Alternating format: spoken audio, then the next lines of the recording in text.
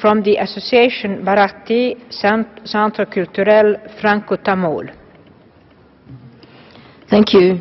Tamils have long faced discrimination within the education system in Sri Lanka. Tamil women face the dual-edged sword of an oppressive patriarchy in a country with deep-rooted and long-standing divisions in caste, sex, race and fundamentally language. Tamil is one of the oldest languages to exist, and our very language and culture is under risk of extinction in Gotabaya Rajapaksa, Sri Lanka. There's been little progress since the 1978 constitution declaring Sinhala as the only official language of the state, and the deliberate torching of the Jaffna Public Library with over 97,000 irreplaceable Tamil books and manuscripts by an organised Sinhala mob is one of the most violent examples of ethnic bibliophilicism of the 20th century. Outside of recruiting women to frontline combat positions during Sri Lanka's 10-year war, whereby women from all castes had a rare opportunity for equal expression, Sri Lanka's political divisions have targeted our vulnerable sex and still do to this date.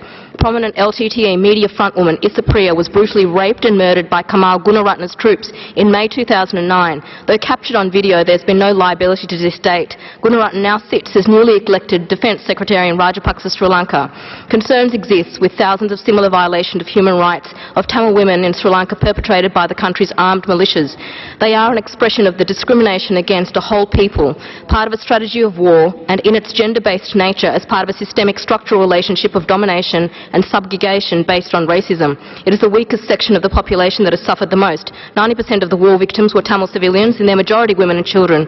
Moreover, thousands of women have been made widows, most of them in their early 20s, who with or without small children are driven into destitution, left to fend for themselves in a countryside that is ruined under continuous threat of indiscriminate harassment by the armed forces and their militias.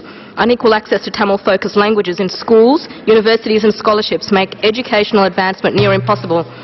I appeal to Madam Chair and High Commissioner Michelle Bachelet, as women and humanitarians of the United Nations Human Rights Body, to cease trade and governmental alliances with Rajapaksa, Sri Lanka, until the country's new president is tried for war crimes and human rights abuses in the International Criminal Court against Sri Lanka's most vulnerable Tamil women. Thank you.